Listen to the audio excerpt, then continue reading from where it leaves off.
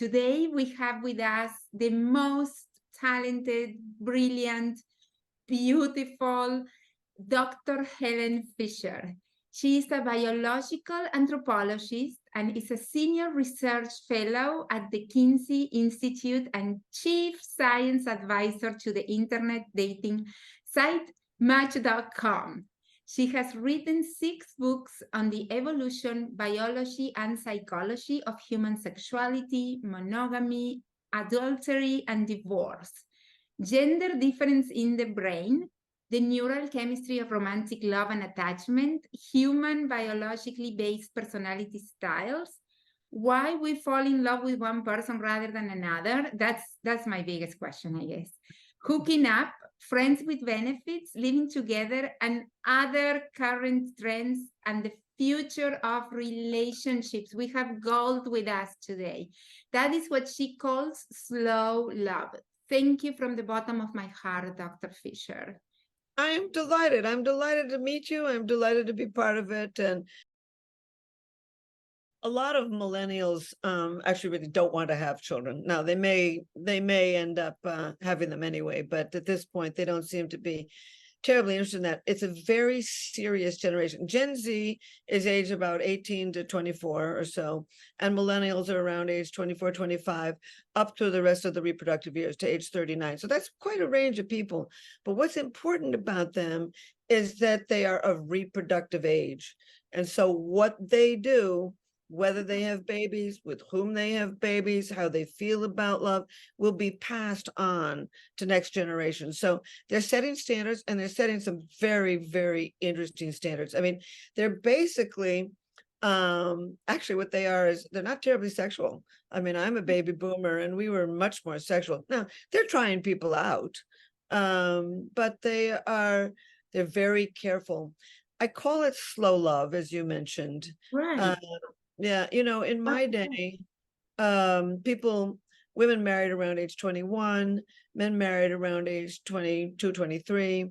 And these days, women will marry around age 28, 29, and men will marry even later around age 30, 31, 32.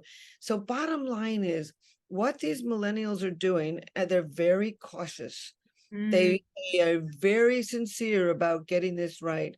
And what they're creating is this long period of what I call pre-commitment, all during their 20s, when they're getting to know themselves. They're trying people out. They're not completely square. But they are really getting to know other people, getting to know themselves, and trying people out and getting rid of what they don't want. And so by the time they finally find the right person in their late 20s, I think they're going to walk down the aisle knowing themselves, knowing who this person is, knowing that they want this person, and deeply thinking and understanding that they think they can keep this relationship. They are a very dedicated group of people. And they're ushering in all kinds of new things. But one of the things that really fascinates me is they want to name everything. They got a name for everything. They're really dissecting courtship. And it really started, I think, with the term DTR, define the relationship. Now, in my day, in fact, I do an annual study with Match called Singles in America. And every year, I and my colleagues cook up about 200 questions, and we send them out to the general public. We do not poll the Match members. This is a national representative sample of singles based on the US Census.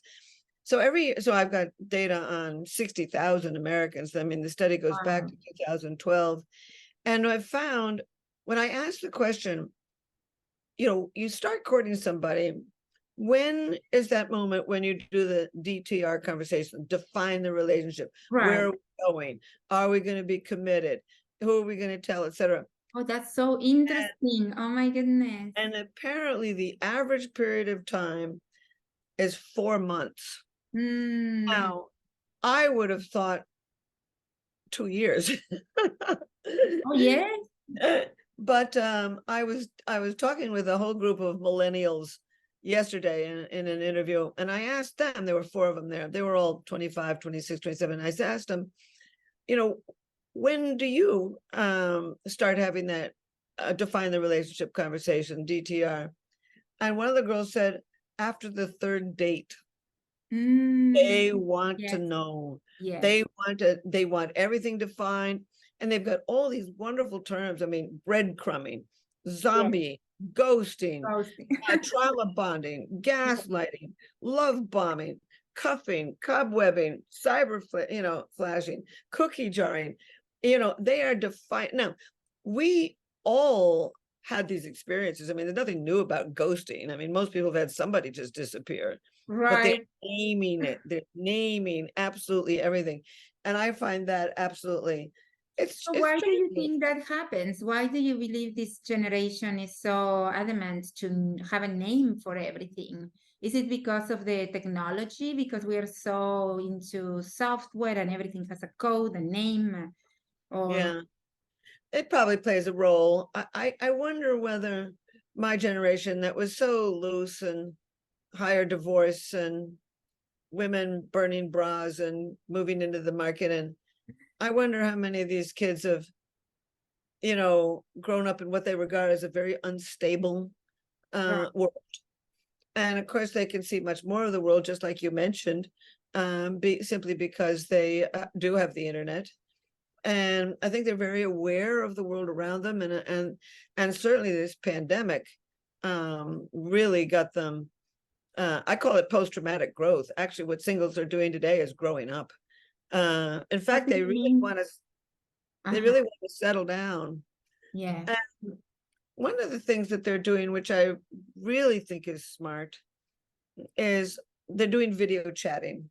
Mm, Prior to the internet, about 6% of singles video chatted with somebody before the first date. And today, about 19%. wow. No, about today, 25% do, and 37% are open to it. And what's good about that is when I asked on this Singles in America study, 5,000 of them, you know, what happens in the video chatting? And they ended up saying, you spend more time getting to know the person. Mm-hmm. You have more meaningful conversations. There's more honesty and transparency. Right, Uh, there's more self-disclosure. That's men as well as women.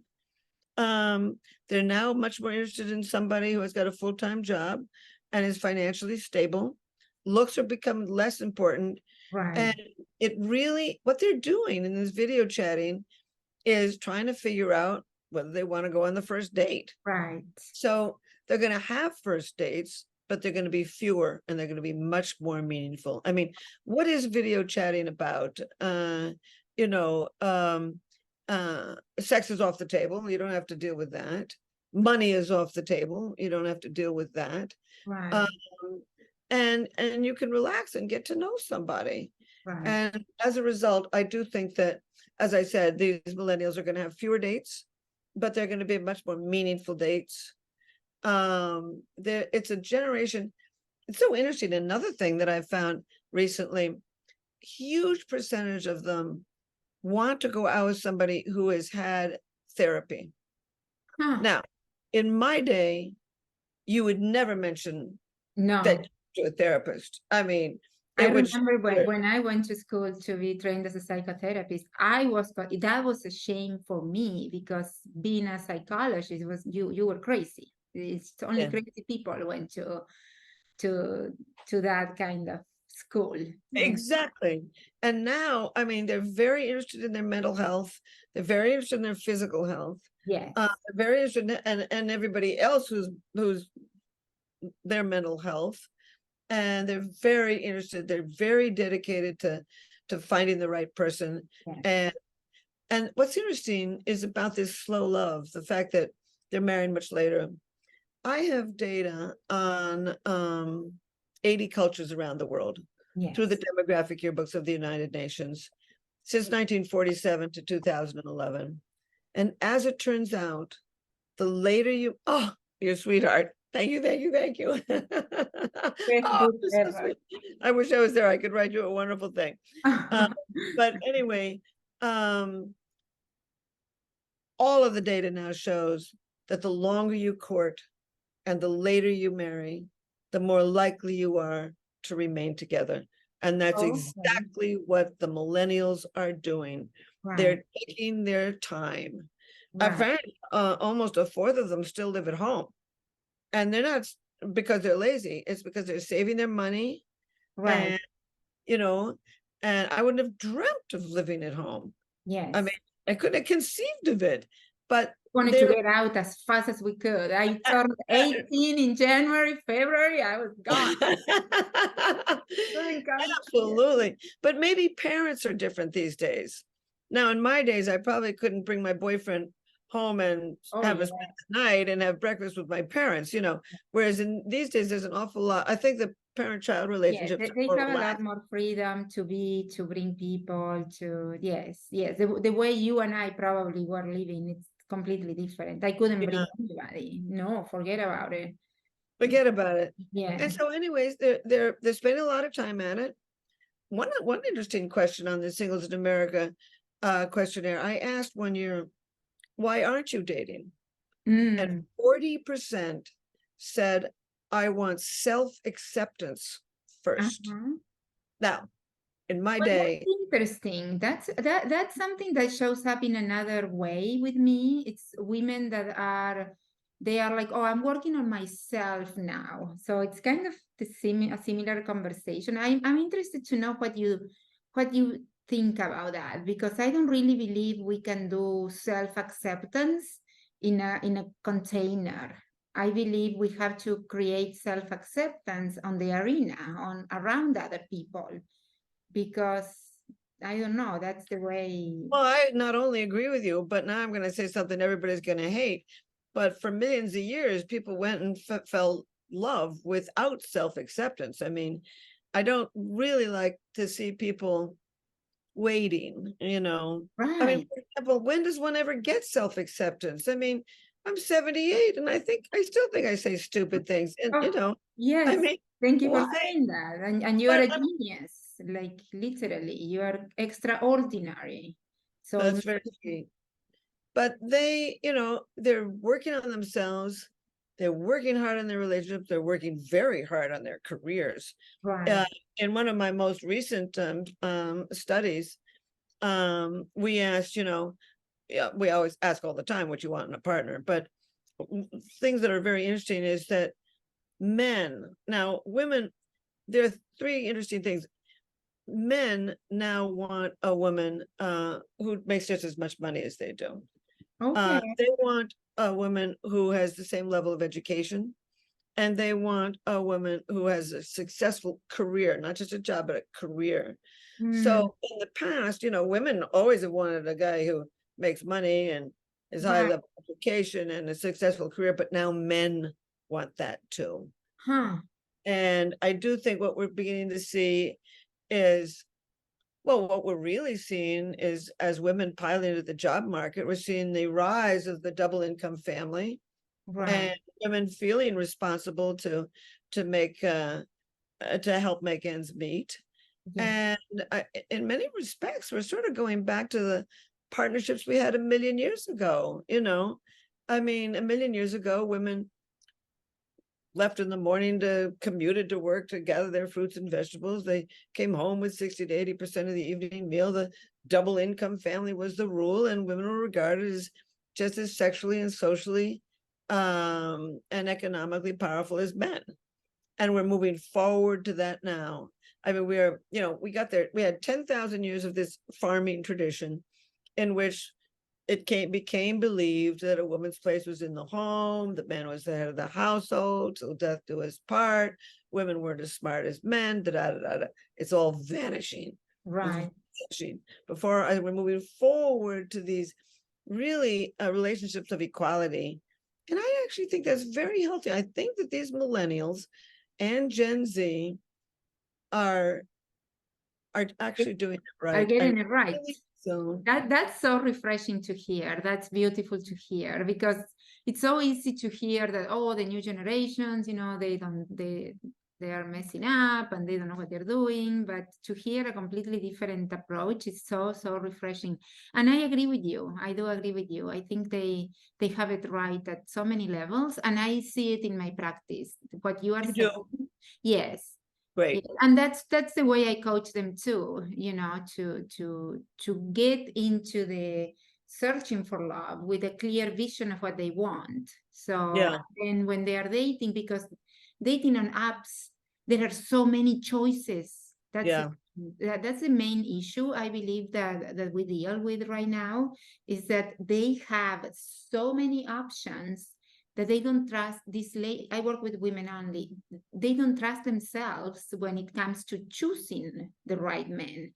So do you have anything to add to that subject? Like, how do we choose? How do we know that we are because I know through your books that it has changed over time. But Yeah. we are wired for love. We are wired for mating. But how we choose that mate has changed from Right. the beginning, as you said, to Yeah. now. So, It's very smart, Natalie. Very, very smart at what you're saying. By the way, I did a study of people who date on the internet as opposed to off the internet. Not just okay. matched, but on the internet, 5,000 people. And as it turns out, the people who date or meet people on the internet as opposed to off the internet are far more likely to be fully employed, more likely to have higher education, and more likely to be looking for a committed partnership. And that's what these millennials are doing. They are 40% of millennials will say they met their last first date on the internet. And as it turns out, but I want to get to your question here because it's very important. But the bottom line is, there was a study that came out of the University of Chicago, and it basically showed that if you met somebody on the internet as opposed to off the internet, Right. you were less likely to divorce. And I Ah, thought to myself, that's pretty weird. I mean, what difference does it make when you meet somebody? You can meet them in an elevator, for God's sakes. You can meet them in a bar. You can meet them on the street. You can meet them in an airport. Why would it make any difference? And then I did that study, and as it turns out, if you meet somebody on the internet, more likely to be higher educated, fully employed, and looking for a partnership. And right. that's what millennials are doing. Right. Not only is it this slow love, they're getting to know the people for a long period of time, but they're starting these relationships on the internet, and they're starting with those video chats. They're not wasting the kind of time that I used to do, getting all dialed up, you know. Right. Uh, but what's interesting about the net, and you said it absolutely perfectly, they binge. Mm, Binge. There's yes. so many choices. So many choices. And It's a as lot. I know, I'm sure you know, this whole concept of cognitive overload or Yes. the paradox of choice. And I know the woman at dinner this couple nights ago with the woman who came up with that whole hypothesis and proved it, that the brain cannot handle more than about 9 choices, 5 to 9 choices. And Right. after that, it just gets deluged. It just doesn't, it just can't cope anymore. And Right. it chooses nobody. And that is a problem. Yes. And there's nothing Problem. wrong It's a with these big dating problem. sites. The problem is they're so new that people don't know how to use them. Mm-hmm. And number one, they binge. And Right. I had this guy, I was doing this thing with this guy, and he said, I can't find anybody. Well, last month I went out with 30 different people. Every single night it was somebody different. And I felt like saying, that's why you can't find anybody. You Right. can't remember what happened 2 days ago. I mean, how can you? Right. So anyway, if you're going to use the internet, and I certainly recommend it, and millennials are doing that more than everybody else. But also I say, think of reasons to say yes instead of no. There's Mm. a huge brain region linked with what is called negativity bias. Mm. Remember the negative. Yes. And for good adaptive Darwinian reasons. Let's say you, Natalie, and me, Helen, we're walking through the grasslands a million years ago. We're friends, everything's cool. And it's nice to remember that we're friends, but if we forget who doesn't like us, we could die. So the Right. bottom line is the brain is built to remember the negative. And Right. when you first meet somebody, through video chatting or then on the internet or whatever, and you go out in person. And, when you don't know somebody at all, really, you overweight those few things about them. You crack a joke that really is pretty funny and they don't laugh. Well, their sense of humor might come out months later, Right. or you find out they like cats and you like dogs, and you say, oh, that won't work. So the bottom line is people have to not binge and think of reasons to say yes instead of no. Just try people out. And millennials are beginning to do that too. Another question that I asked in this annual Singles in America study was, have you ever fallen madly in love with someone who you initially did not find attractive? And 49% this past year, 6 months ago, 49% said yes. Oh my God. Millennials are It beginning to does. give people a chance. Yes. And in the 12 years that I've asked that question, the most I've ever gotten is about 33% said, yes, I finally fell in love with somebody I did not initially find attractive. It has gone way up. Singles are giving people a chance. Yes. And I there's do so many coach my reasons. ladies. I tell them some of them, the ones that are the ones that really don't want to give, that I notice that they're going one after the other one. I give them a hard rule. I say you have to date them until they don't want to date you anymore. Oh, that's cool. That's very cool. Because otherwise they just no, and they are not even getting to know the guys. So they Right, don't give exactly. themselves the time. So I have a question, burning question. After all these years of devoting your life, it seems like you have devoted your life to the study of love and romantic love and anthropology and what makes us tick in that area. How that shaped who you are as a woman in romantic love. Did you notice? Have you Um, ever? you can't do this for so long without learning something. You got to learn something. Right. And I've learned a lot of things, a tremendous amount of things, but here's an example. So I've had very good relationships in my life, probably because I'm pretty flexible and not demanding and that. But anyway, this man that I married almost 3 years ago, I was crazy about him. I mean, crazy about him. And I met him when I was 70 and he was 8 years younger. But anyway, and he wrote for the New York Times for 21 years, and he's a very fine journalist, and he's just a wonderful, and he's hilariously funny. He's very Oh, sexy. He's a really cool guy. But I'm anyway, we so started happy going out. for Oh, you. thank you. And we started going out, and he was a single You meet? father. How did you guys meet? We met, well, he had interviewed me several times because he was from the New York Times, but I don't put the moves on business people. But anyway,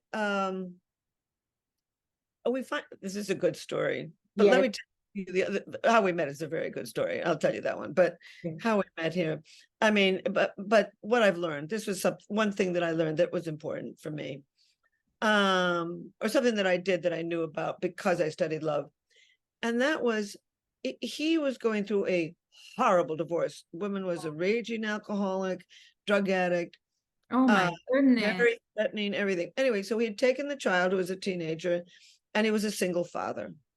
And we started to go out, and maybe about 6 months after we started going out, he broke up with me. Oh, And he dared. and I was never angry because it made sense to me. He basically said, Helen, I can't cope with it. There's too much going on with this divorce, with being a single father. I just can't manage anything else. And I said to him, okay, okay. Oh. And I cried all the way home. That's okay. And then I spent 6 weeks sitting at the end of my bed playing music to kill yourself by and crying. Heartbroken. But here's the key. I never wrote, I never called, I Good, never wished him Merry Christmas. I let him go. good. And he finally came back. He wrote back sometime after Christmas and he said, I think I made a great mistake. Can we try again? I said, sure. But what he then learned was that this was a woman who he could go into a relationship without a noose around his neck. He Mm, could go into it as a free person trying something out, as opposed to stepping into a sinkhole and never getting out again, the yeah. way he had with this wife. And giving him the freedom. So it was hard not to call, particularly at Christmas and Thanksgiving and all those kinds of things, but I didn't do it. And there's been other times, for example, you're asking about things that I've learned, you know, I mean, I'm not always good at it. You can start walking towards the phone in order to Right. call, and then you make the mistake and do call, but anyway, with him, yeah, I also, That's a very, very, very important lesson because yeah, if you had, given in the urgency that you had of calling him, and I'm sure it was so hard not to do it, but it was gonna change the perception he had of you. You were not gonna be as valuable probably in the perceived world. So right, I think that's a very good lesson that you are teaching the ladies, to yeah, resist the and urge if he needs his time. Trust the guy. I tell my ladies, trust that they know what they are doing, and if they really want you, they will come they'll back be to back. you. When a man wants us, they move mountains for us. Look That's at for sure. Napoleon. He conquered the whole of Europe because of a woman. And, where I am from, Argentina, Perón had Evita. And, Yeah, it's yeah. men No, will do this amazing things for us when they want to. right, when they That's want to. key. And we don't want to be with a man that doesn't want us. It's a That's horrible exactly thing. right. No, that's exactly right. And if they don't want you now, I mean, who knows? I mean, my older sister, went out with a man when she was in college and everything, and then they broke up, and she went on to marry somebody else. He went on to marry somebody else, and in his 50s, he came back.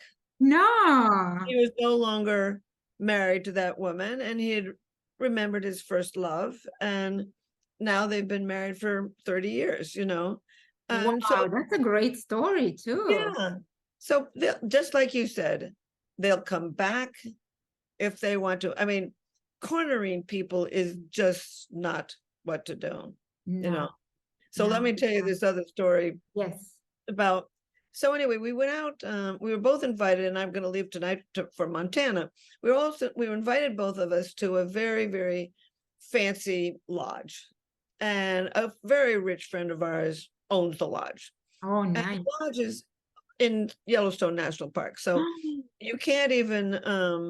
You either have to Wow. walk in 11 miles, or you got to take a horse and wagon. Anyway, the bottom line is, we were both there. It was a group of scientists and journalists for a week. Oh And my I thought, my goodness, what a guy, hard life. lucky, lucky, lucky, basically. And Did you take the wagon or you walked? I walked. Ah, that's nice. Very good. It's a long walk too, boy. Very good. Um, and these days I'm gonna go again tomorrow. I'll walk halfway, and then when the wagons come along, I'll get on. But anyway, the bottom line is, I really liked him, but I didn't say anything. And he gave me a ride back to the airport, which is 2.5 hours. We were the only two people in the car. And he says to me, he's driving along, and he says, I'm never going out with anybody serious again. I'm never having a relationship with somebody again. And I think to myself, I'm the only one in the car. Yeah. You're telling me something. So for That's 1 year, interesting. every 6 weeks or so, he'd invite me to the opera. We'd go with a group of friends, and he'd give me a hug on the way to the subway, and that would be that. So after 1 year of this, he invited me out one night to have dinner, take a walk through the city, and go play pool. I don't know what got into me, But you may have read this. I don't know if I wrote it in my book, but anyway, do you know this story? No, no, no, I Oh, okay. I don't think Well, so. What's anyway, the end? I we were sitting and having our drinks, and I pulled the cocktail napkin out from underneath my drink, and I said to him, I hadn't planned this in advance. Why don't we write down secretly what we would like to win if we win at pool? And I wrote down a real kiss. Ah, such a And child. I don't know what he wrote down. Oh, okay. Anyway, we go play pool. And after playing, he creamed me at pool. He had grown up with a pool table in his basement. I'd played it like 5 times in my life. So I open his little napkin and it says, sex and clarity. What? So I said, I understand the sex part, but what do you have in mind for clarity? Right. What did he mean by that? And he said he basically wanted friends with benefits. Okay. And so we were walking uptown. It was now 3 a.m. There's no way anyone was going to start anything tonight. It was too late and all that. So I said to him, I said, I study love. And when you start to have sex with somebody, you can trigger the brain circuitry for romantic love. Are you willing to take that chance? Yes. And he said yes. Ah, Isn't my it goodness. cute? That is Yeah. super cute. So, but I mean, that's one of I the things. love it how you brought the academics to the romantic conversation. You are an artist. Oh, you're a sweetheart. I mean, But I mean, I wouldn't be at all surprised if well, first of all, I did a study of this of 5,000 people. Once again, one of these singles in America studies, and men are 2 times more likely to go into a one-night stand hoping that will trigger a partnership. Men, for real? yeah, men Wow. are 2 times more likely to go into a one-night stand hoping that this will trigger a partnership, much more than women. Wow. Women seem to think, oh, he's just after me to, get laid but we always hear about the problems. But the bottom line is, yeah, men fall in love sooner than women. They fall in love more often. When they meet a woman they're in love with, they want to introduce her to friends and family sooner. Right. Men want to move in sooner. And men have more intimate conversations with a partner than women do, because we have our intimate conversations with our girlfriends. Right. That's something that I also coach my clients on. I say You do? girlfriends are great, but Oh, not to use them as an excuse to not have the intimate conversations with the guy. yes. We need our girlfriends, but not as a substitute for the deep conversations, Yeah. But we do that. I mean, it's just it's so, how you say, it's so counterintuitive, all these things, that I believe that's why sometimes we have such a hard time, because it's so counterintuitive, and it triggers so many fears, and yeah, it's very, very interesting for some women, because there are some women that are very successful at love from a young age.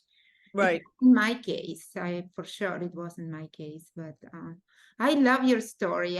So you started dating him after that, and then the rest is history. The rest is history. And we And got he married. proposed to you. You weren't really sold on the marriage thing you shared with me. So he was the one proposing to you. And Absolutely. Well, I just hadn't thought of it. I just thought, well, as I say, I'll give him anything I got. I'm never going to leave him. I'm madly in love with him. But why were you so much? I'm so intrigued to see a picture of him. You have that's what I'm going to be doing when we hang up. I'm going to go and Google your name. The picture of the New York Times followed us because they were so amazed. And I did a thing on the Today Show with him because everybody says, I mean, I was just talking to a young guy before we got on the phone, and he's 45, and his woman dumped him. Oh. And she said to him, you'll never find another woman because you're too old. He's 45 years old. What? Ridiculous. I said, That's this is crazy. That's a cruel thing to say to somebody. It's simply a not cruel true. thing to say. And sometimes those things, well, he's old enough that it may not really mark him. But when Mhm. people tell stupid things like that when we are younger, those are the things that we carry with us, you know, we make them our truths. So some people are just, they speak because they have a mouth, I guess. But Yeah, yeah, right. I met my husband, he was 40 when I met him. Mhm, We got married when he was 46, I believe, something like that. mhm. And So how old were you? Are you younger than him or? I am younger than him. Uh-huh. He was And you met 40 him and I was when you were, 35. Hmm? uh-huh. And you met him when you were when he was 40. Mhm. Where'd He you meet was him? Well, he was 40. Running. I am a big, big runner. I ran 100 milers. I ran a lot. My God. And Wow. and he was like me. He was the most everybody, because I post everything on Facebook back then, and you know I was winning races and all that, so I was popular. People thought I was the crazy one, but he Huh. was the real crazy because he was doing it at the Uh, at a great level, but just for his own sake. And uh, one of the things that I found the most attractive about him, besides that I found him hot, I thought he was really hot. But yeah. other than that is the fact that he didn't need to show other people. He didn't need external validation. His Mhm, validation comes from inside. He doesn't even need my validation. And that mhm. to me was so sexy and attractive. That's so nice. I That's know. so nice. Is your husband like that too? Like he's very self-assured and My guy? Oh yeah, yeah. yeah, Yeah. I But love he's that. also very kind. You Yes, know, it's a yes, great combination. I yeah, recently he's said very to him, kind. I recently said to him, I said, you're really good looking. You're professionally very well known. You're exceedingly smart. You're hilariously funny. And you're extremely sexy guy. You could have anybody. Were And you talking about yourself? no, no, I was talking, I said that to him. I And know. and yet you're completely faithful to me. And a lot of people assume that really high power people are always going to fool around. Oh no, No, I don't think so. that's not true. There, They're there different brain there- systems. yes, there are studies I have read. I read a book about that, about how high-powered, generational wealthy people that have been in a good space for a long time, they really value marriage and monogamy, and they don't get divorced, and there is a big financial motive behind it Right. because they do understand that if they do those things, they're going to lose half of their wealth. And Yeah. so it was a very, very interesting book. So, Hmm. yeah. It sounds So it. why do you think some people are unfaithful? I study that. I've looked at adultery in 42 cultures, and everywhere in the world, there's a certain number of people who are. It's interesting in America.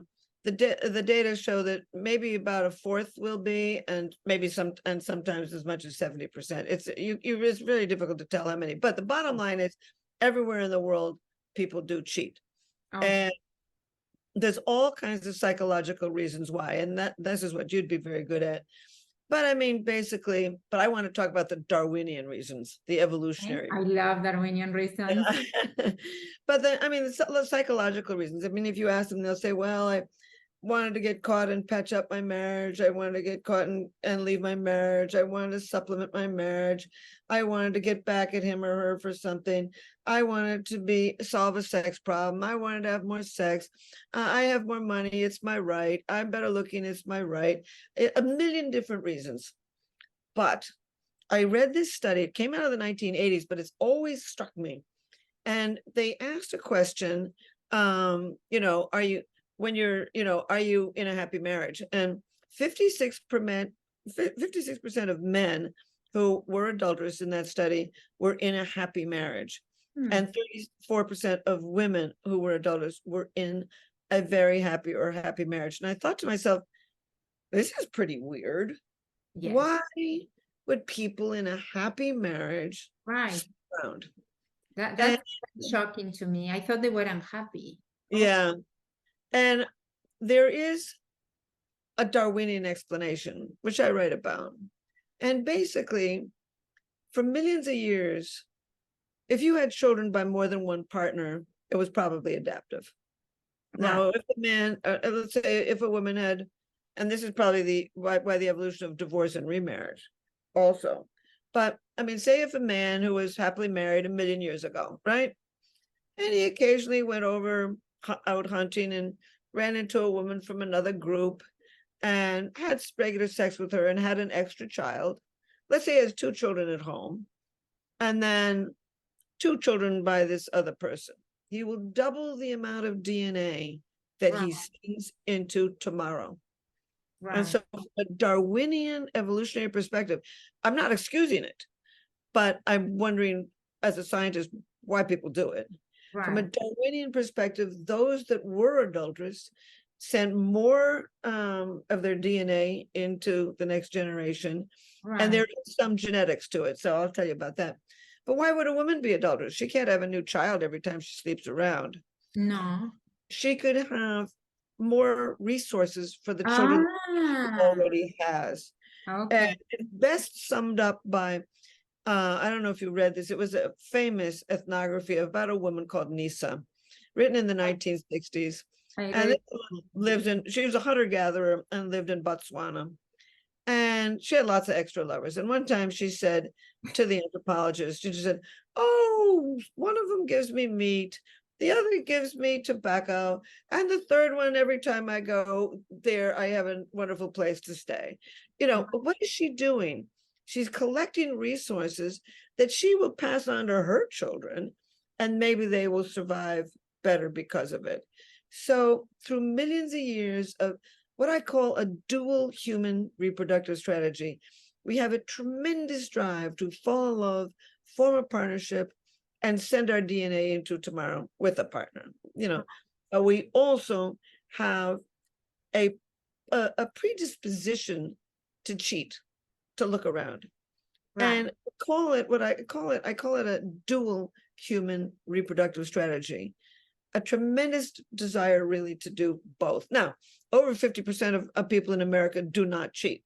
So it's not everybody. And some people stay with a partner for life.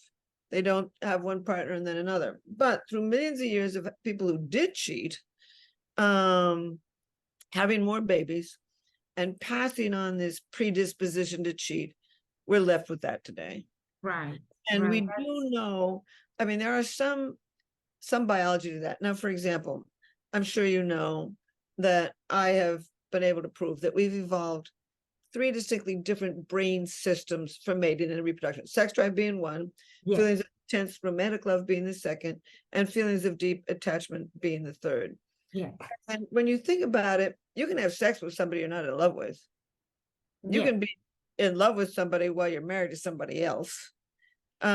These 3 brain regions don't always work together. You can even lie in bed at night and feel deep attachment to one person and feel intense romantic love for somebody else and feel sort of the sex drive for somebody you barely know.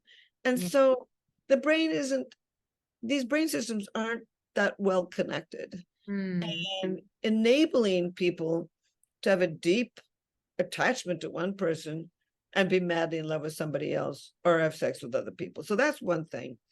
There is also some data on parts of the immune system called the major histocompatibility complex. And as it turns out, women who have the same genes as their partner in a certain part of this immune system are more likely to cheat. And they will say, scientists say, well, it's adaptive to have babies with somebody who has a different immune system because it makes it stronger. And there's also a gene in the vasopressin system that they think has something to do with unstable marriages. So there's some predispositions, but what's really interesting, Natalie, is that we can have a predisposition for something and not do it. I mean, you can be predisposed to alcoholism and give up drinking. You can be predisposed to gambling and stop gambling, Yeah, stop going to Las Vegas.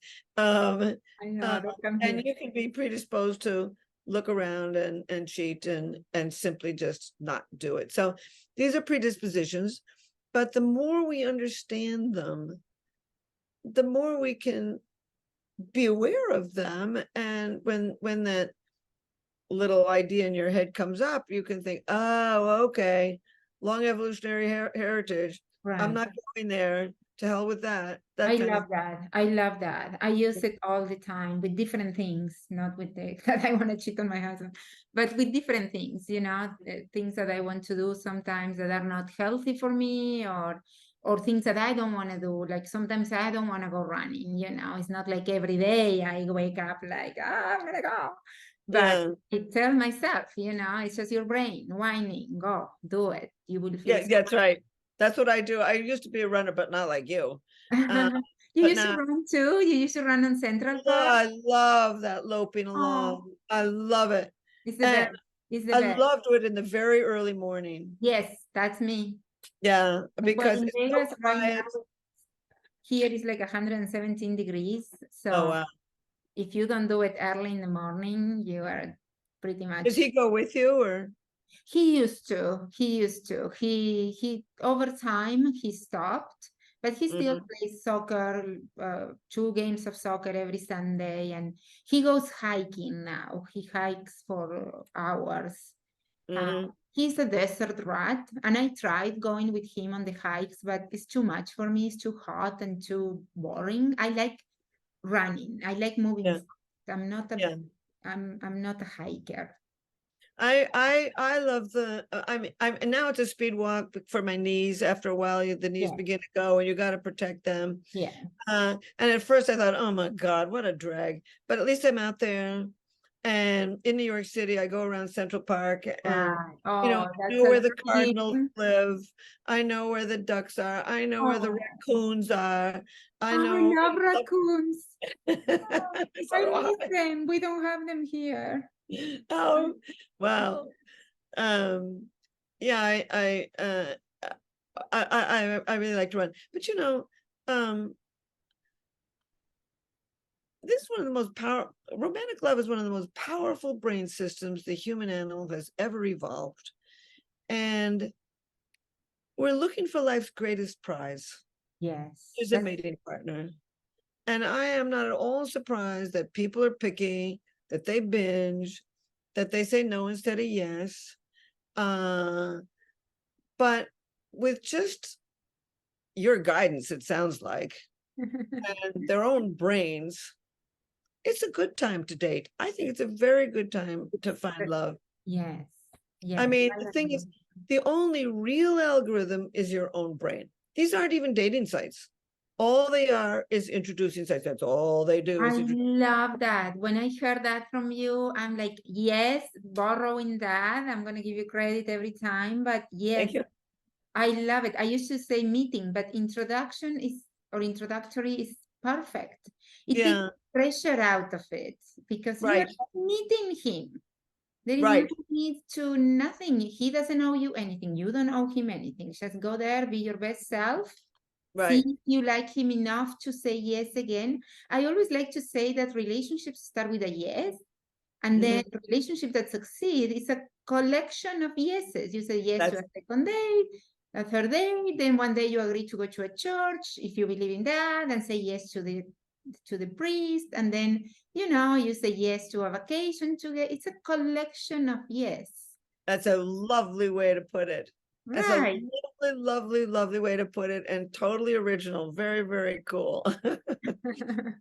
I love it. And that is what you have been doing in these last past 3 something years, 4 years that you have been with your husband. Well, I've been Looks with them like, for 9 years. There were 5 years before we married. oh, okay. So you have been with Yeah. him And forever. I'm still madly in love with him. Madly in love. Oh, I get up in the morning on the nights that we're not together, I get up in the morning to see if he's written. If the phone rings, I oh, hope it's him. I can't oh, wait to see him tonight. It's that's lovely. and I've proven that in the brain. We've put a lot of people into the brain scanner, and among them were 17 people who were in their 50s and 60s, married an average of 21 years.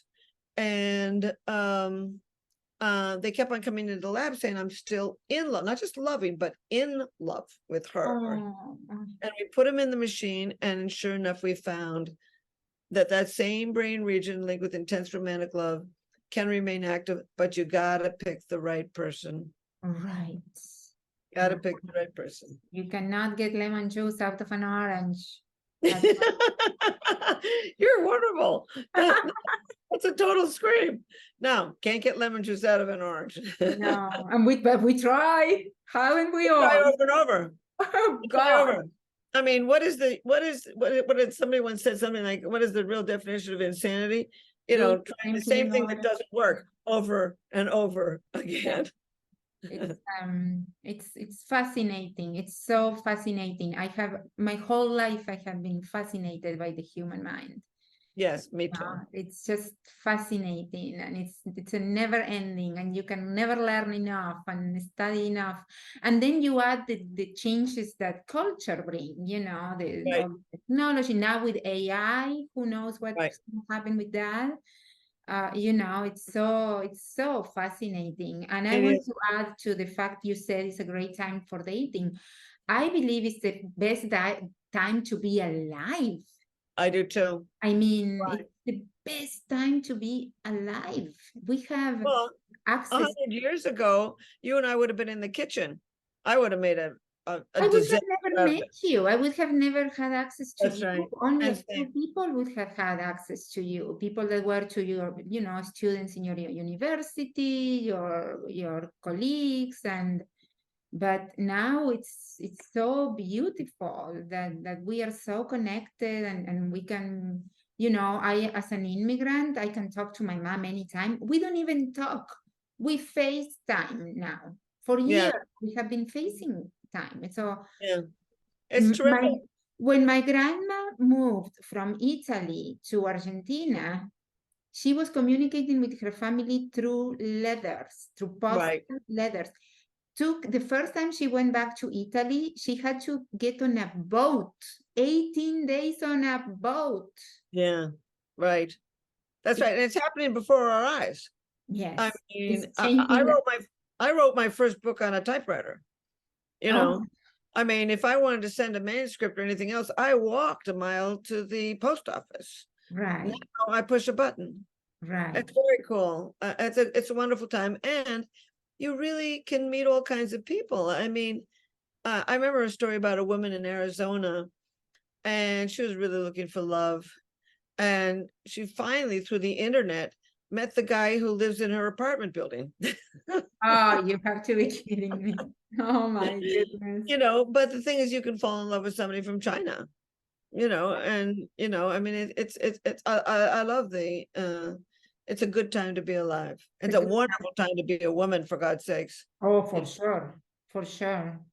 I mean, my grandma, God bless her, she seemed to be happy, but she spent her whole life in the kitchen pretty much.